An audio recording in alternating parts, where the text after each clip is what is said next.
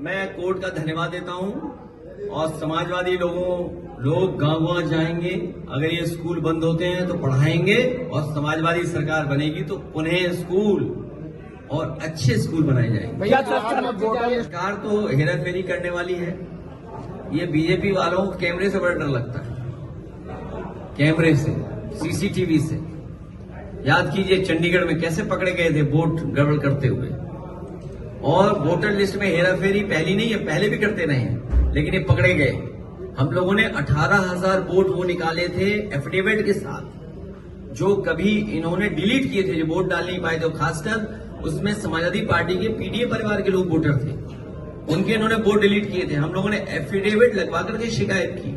और याद कीजिए एक बार फकीरेपुरवा हम लोग गए थे, वहां पर बीएलओ हेराफेरी कर रहा था। जब जानकारी दी कि वोट नहीं बन रहा है तो उस बीएलओ को सस्पेंड किया गया था। अगर आपको याद हो तो बताइए। सस्पेंड किया जाता है, इस पर क्या कहेंगे आप? सस्पेंशन कोई इलाज नहीं है। इनकी सरकार में किसी की सुनवाई नहीं है, इनके अपने लोगों को न्याय नहीं मिल रहा। मुझे डिप्टी सीएम डपटे गए, डपट पड़ी उन्हें। कभी कोई सोच सकता है कि इंस्टीट्यूशन में सबसे बैठे हुए लोग वो क्या कर रहे हैं? अपने विभाग पे ध्यान नहीं दे रहे हैं। कह रहे हैं समाजवादी लोग नमाजवादी लोग हैं। यही तो कहते हैं नमाजवादी लोग हैं।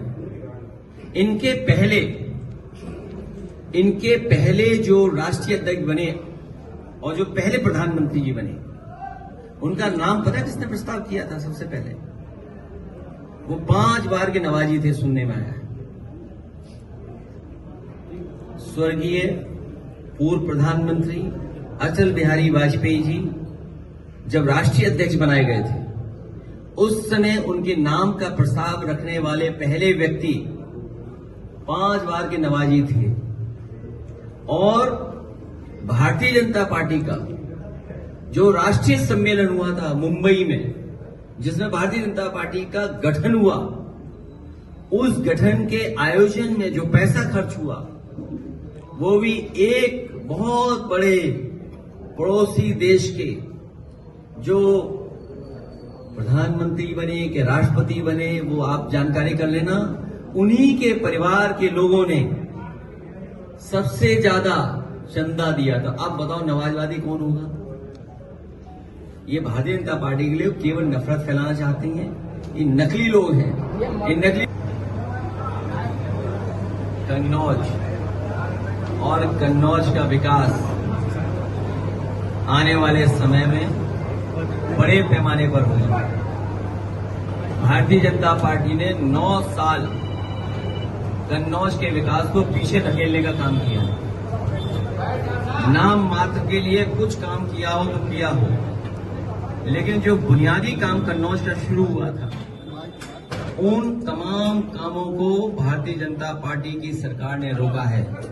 मैं आपके माध्यम से कन्नौज के एक कन्नौज वासी को मैं भरोसा दिलाना चाहता हूं कि जहां उन्होंने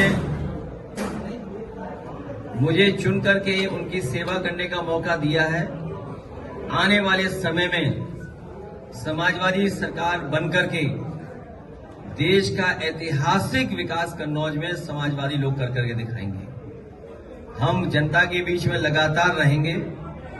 हम समाजवादी लोग मिलकर के कहीं किसी के साथ अन्याय होगा तो खड़े दिखाई देंगे। इधर सरकार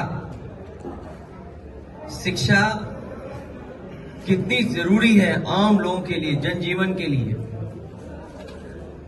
एक विकास की सबसे महत्वपूर्ण कड़ी अगर कोई है तो वो शिक्षा है। उस शिक्षा पे हमला करने का काम भारतीय जनता पार्टी के लोग कर रहे हैं। और वो भी कहां की प्राइमरी एजुकेशन, बुनियादी एजुकेशन। सोचिए, पिछला चुनाव में यही तो कहते थे हम लोग कि संविधान खतरे में है। राइट टू एजुकेशन संविधान के तहत कानून है जिसमें हर एक को अधिकार मिला है कि उसकी पढ़ाई कराई जाएगी। Right to education, primary education. और जब ये संस्थान बंद होंगे तो सोचिए गरीब और खासकर पीडीए परिवार के बच्चे कहां पढ़ने जाएंगे। हम अपने समाजवादी साथियों से कहेंगे कि एक एक गांव में टीम बनाएं। अपने जो पढ़े लिखे नौजवान हैं, पार्टी के समर्थक हैं या रिटायर्ड शिक्षक हैं, मैं उन सबसे निवेदन करूंगा कि पीडीए पाठशाला बना करके उन बच्चों को पढ़ाने का काम करें, उन बच्चों के भविष्य को सुधारने का काम करें। हम लोग बच्चों की पढ़ाई को खत्म नहीं होने देंगे, उनकी पढ़ाई को रुकने नहीं देंगे।